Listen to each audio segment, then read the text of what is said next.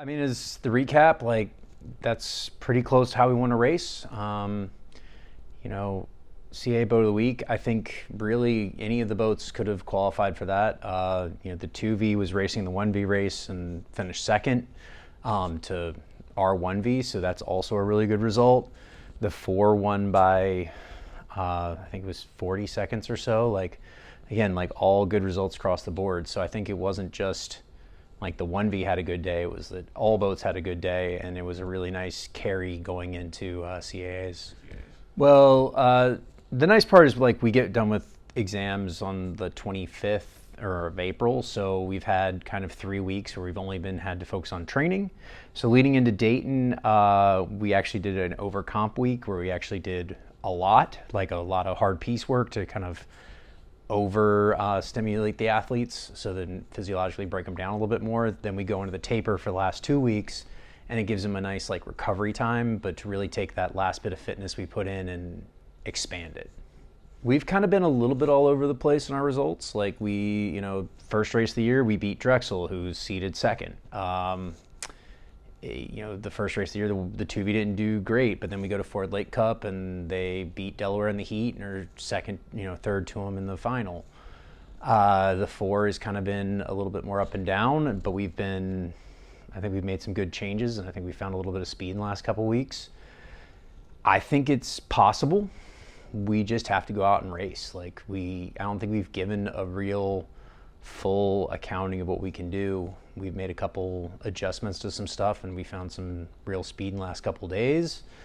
I think the taper's starting to fall in, so I think we got a shot to be in top 3 in all 3 events, and if that happens, then we'll take it as it comes from there. Very minor, a couple minor.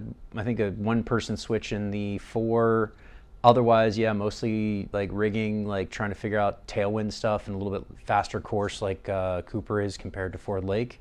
I think we've gotten that dialed in the last couple days. So, yeah, I think we're in a really good spot. Every year we leave, like last year we left on Wednesday because practice day is Thursday. There's no real good time we can leave on Thursday and get there in time to practice that isn't like midnight on Wednesday or, on Thursday. So we're going to, and then last year we tried to like force it and get all the way there on Wednesday, and we basically lost an entire day of anything because of that. Because once you get most of the way there, you end up hitting Philly traffic. That costs you 2 hours or adds 2 hours. So somehow it ends up being like a 12 or 13 hour trip rather than like a 9-hour trip. So this year we're leaving on Wednesday still, but we're going about halfway or 3/4 of the way there. So we're just doing like 6 hours tomorrow. We're gonna pray that allows us to practice in the morning here, so we could practice, load, drive, get back, get there, maybe go for a jog just to loosen up off the bus. Have a relatively relaxed night, not spend a ton of time on a bus in a row, and then the next morning we can get up and it's like 2 hours to Philly. So that gives us a nice like relaxed get there, like leave at like 7, don't have to get up super early. Get there at like 7, rig, go for a practice row, take the afternoon, do team meetings. We got coxswain stuff we have to do as well. Then Friday morning we race.